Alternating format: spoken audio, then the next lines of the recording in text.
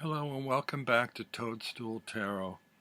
I'm very happy and excited today to be sharing with you a deck that has great appeal to me. It's not often that I feel this strongly about a deck, and I am overwhelmed by this. It's the Intuitive Tarot by Cilla Conway. I first heard about this wonderful deck by watching a walkthrough on Brian Cormac Carr's YouTube channel. And the original version of the deck, the first edition, which is going for, almost $2,000 now, came out in, I believe, 2004, and then was reprinted as a second edition in 2019, which is hard to find but still available at www.devasofcreation.com and at a reasonable price.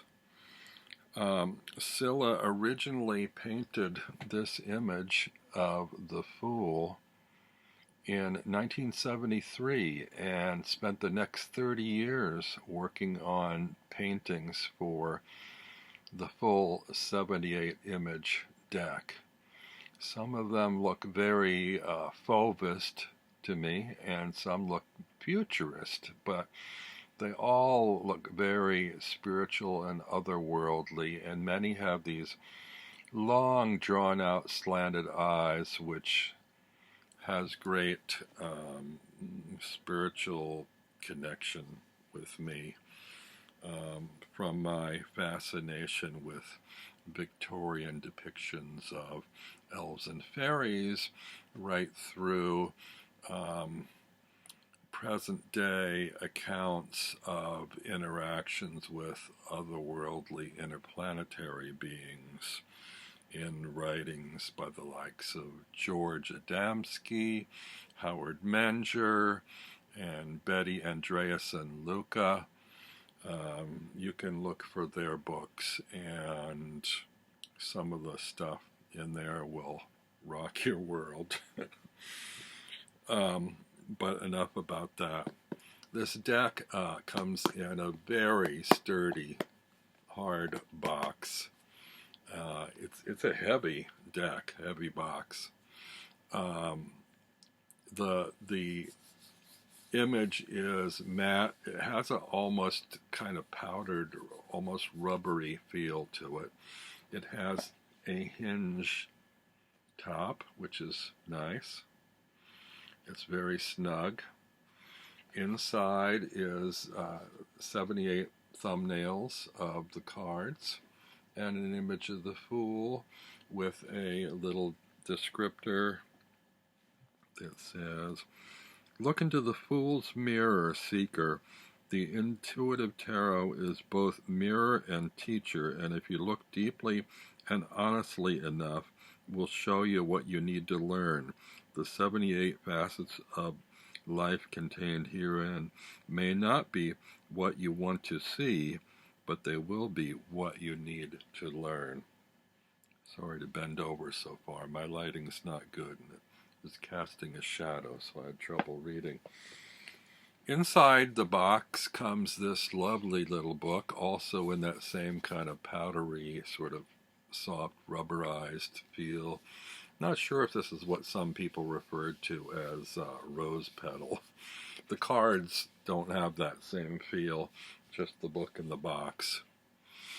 The book is about 92 pages. It has a little introduction, background on the creation of the deck and her approach to it, and then the major and minor arcana.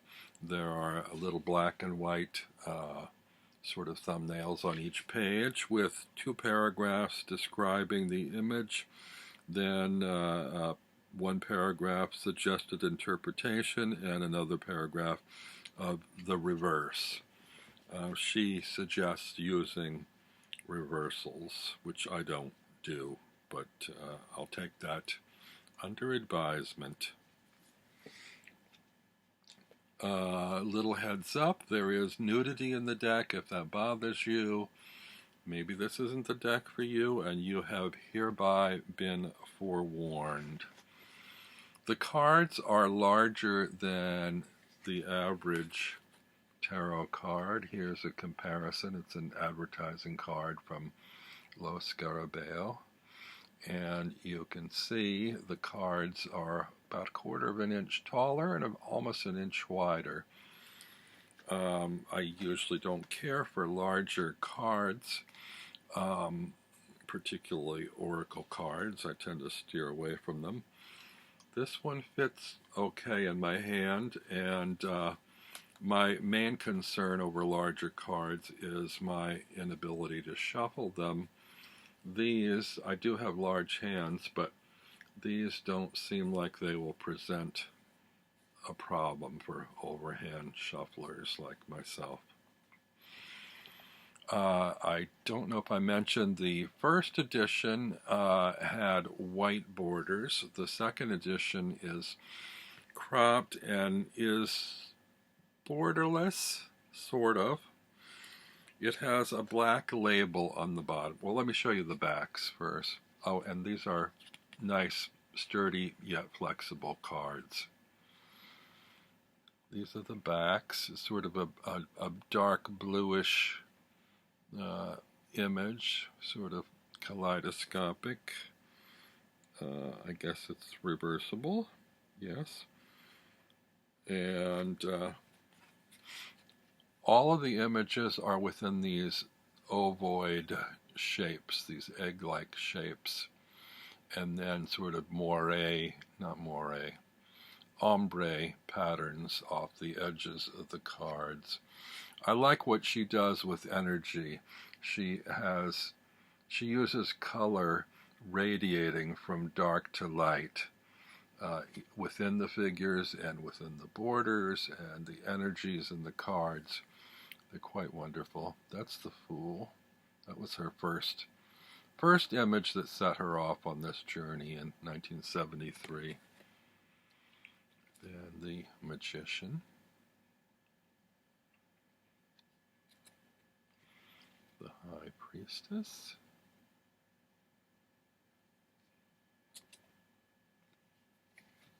The Empress.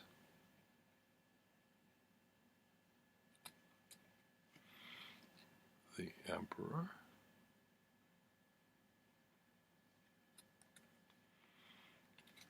The Hierophant.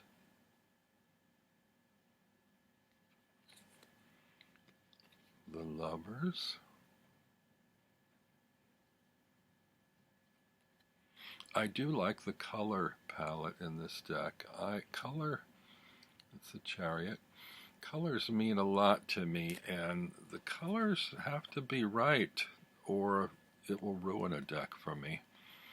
I tend to like bright colors, but not all bright colors. It has to be just the right palette for me.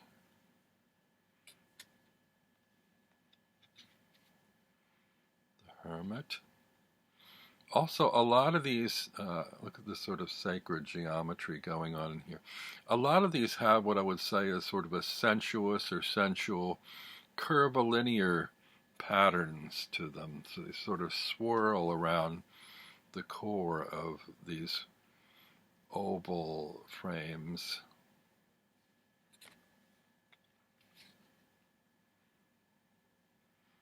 And some of them, like this one, sort of remind me of Lady Frida Harris's art from the Thoth Tarot.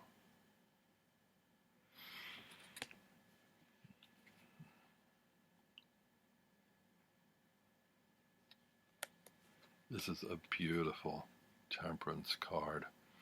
I love the detail in it and the curves and the shapes, the swirliness of it.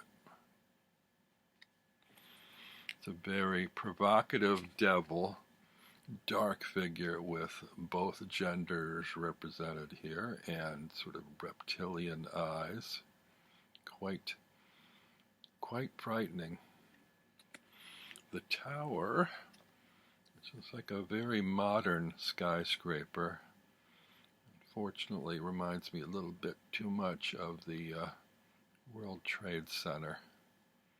I don't know when this card was painted, but the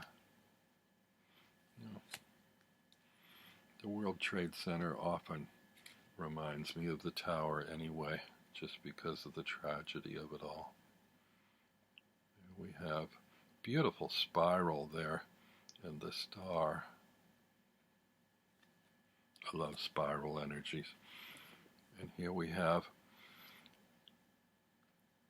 the moon and this primordial sort of crayfish creature kind of making its way up out of the primordial ooze towards the moon.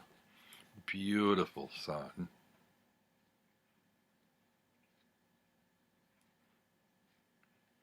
These cards are semi-gloss. I wouldn't say they're glossy. There's a little bit of a sheen to them.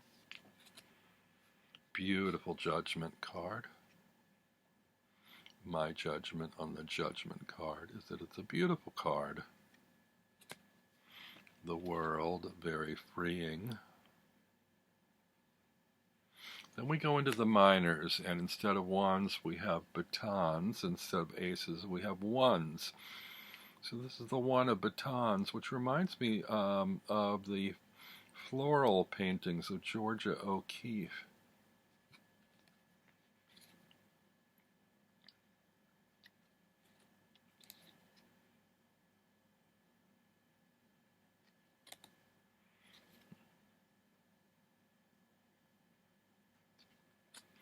Feel free to pause and look at these. Linger over the images.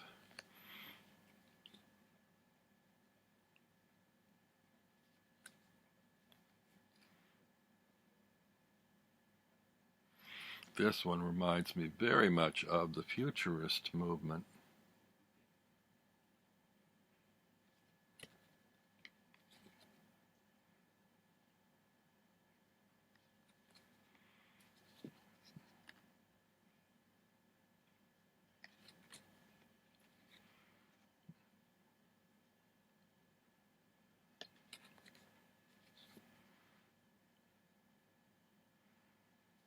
It's a very serious deck and very strong characters.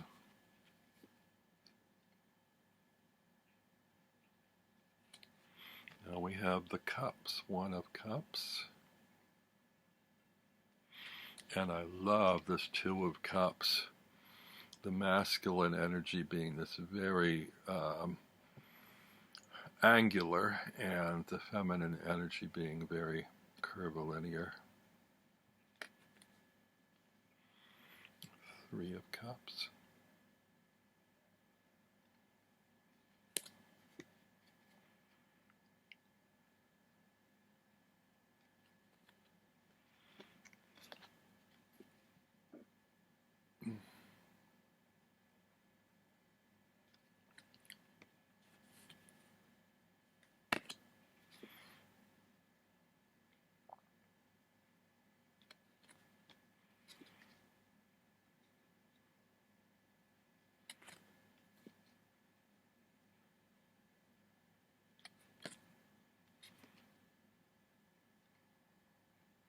Please let me know what you think of these images. It's very interesting. 10 of Cups. Instead of the usual family, we have a sort of a family about to be with a sort of fetal baby at the bottom.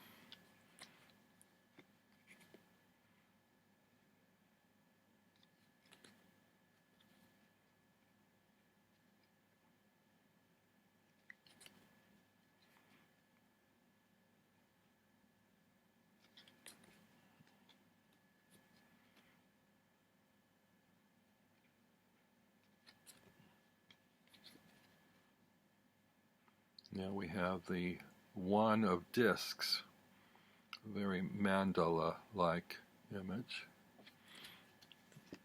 Two, it's interesting, very spiritual, I think. And three, very mechanical. This looks like some of the art from the sort of industrial age in the 30s and 40s, American art.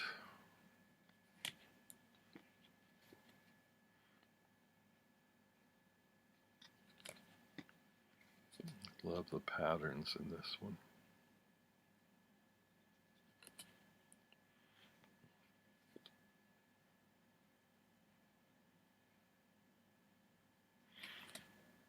And this does follow somewhat the RWS tradition. I think I will be able to read these intuitively, but I do have a book to fall back on.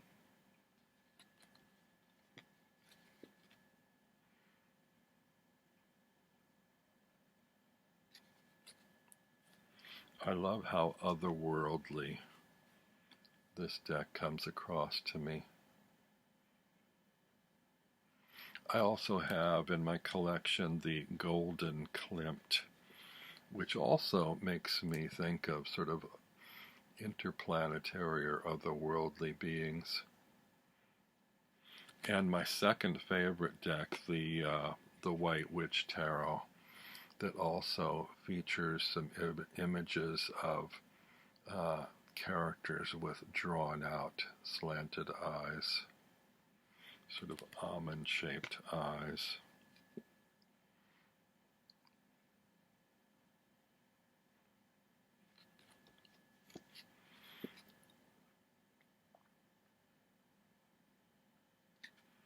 Those were the discs. These are the swords.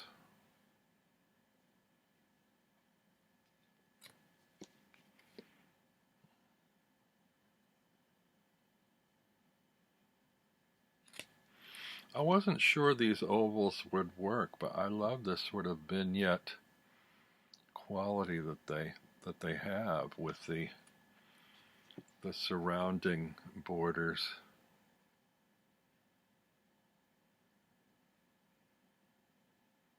I'm wondering whether her canvases are oval canvases. Well, I'm assuming not because of the way the borders are painted and radiate outward. That's probably part of the canvas rather than just the card embellishment, because they are different on each one.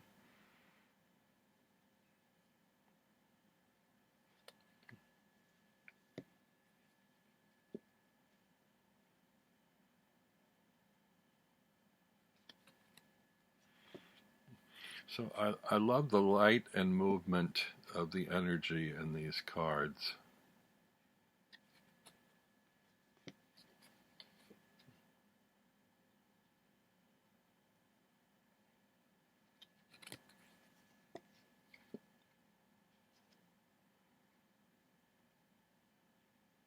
And they have a very modern and yet at the same time ancient, out of time, out of sync feel to them.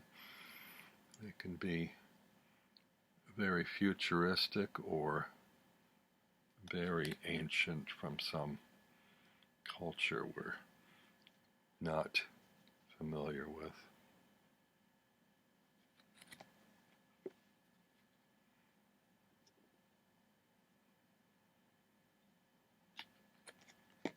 And the King of Swords, ending on a very powerful and regal note. It's a pretty thick deck, but not unmanageable. I'm very pleased with it. I'm very honored to have a copy. It's the Intuitive Tarot by Cilla Conway. I hope you enjoyed that. Till next time.